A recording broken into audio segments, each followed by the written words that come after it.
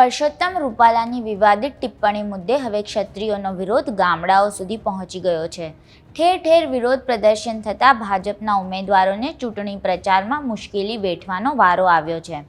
ક્ષત્રિય આંદોલનને ઠારવામાં પ્રદેશ મંડળ જ નહીં, ભાજપ તરફી ક્ષત્રિય આગેવાનો પણ અસમર્થ રહ્યા છે, જેના કારણે કેન્દ્રીય ગૃહમંત્રી અમિત શાહે આ મામલો હાથમાં લીધો છે અને ગઈકાલે અમદાવાદમાં અમિત શાહના નિવાસ સ્થાને મુખ્યમંત્રી અને પ્રદેશ ભાજપ પ્રમુખની ઉપસ્થિતિમાં બંધ બારણે બેઠક મળી હતી, જેમાં ક્ષત્રિય આંદોલન મામલે ચર્ચા થઈ હતી. આ બેઠક 15 થી 20 મિનિટ સુધી થઈ હતી, જેમાં અમિત શાહ સમક્ષ ક્ષત્રિય નેતાઓની વાત પહોંચાડાઈ હતી.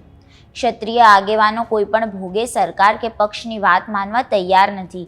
એટલું જ નહીં, ક્ષત્રિય સંમેલન યોજી સાધુ સંતોની ઉપસ્થિતિમાં જાહેર મંચ પરથી રૂપાલા માફી માંગે એ વાત પણ ક્ષત્રિય આગેવાનોએ ફગાવી દીધી છે. આ વાતથી પણ ગૃહમંત્રીને વાકેફ કરાયા હતા. બેઠકમાં ક્ષત્રિયોના વિરોધ પછીની વર્તમાન રાજકીય પરિસ્થિતિનો તાગ મેળવાયો હતો.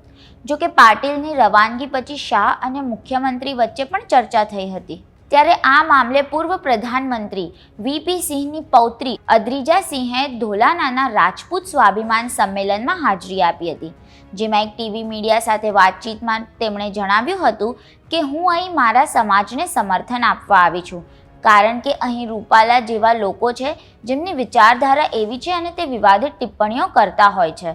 અમને જાણવું છે કે અમારા અવાજને કેમ દબાવવામાં આવે છે, અમને સાઇડલાઇન શું કામ કરવામાં આવી રહ્યા છે. આ વખતે અમને લોકસભા ચૂંટણી માટે સીટ પણ ઓછી આપવામાં આવી છે. અમને ફક્ત 8 સીટો આપવામાં આવી છે. અમને જવાબ જોઈએ છે અને એટલે જ હું મારા સમાજને સપોર્ટ કરવા આવી છું. આ વિવાદો વચ્ચે નવજીવનના વરિષ્ઠ પત્રકાર પ્રશાંત દયાળે જણાવ્યું છે કે પરસોત્તમ રૂપાલાએ ભાજપને એવી જાણકારી આપી છે કે આજે વર્તમાન સ્થિતિ નિર્માણ થઈ છે અને પાર્ટી જે મુશ્કેલીમાં મુકાઈ છે અને એવા સંજોગોમાં હવે મારે ચૂંટણી ન લડવી જોઈએ અને મને મારી ઉમેદવારી પરત ખેંચવાની અનુમતિ આપવામાં આવે.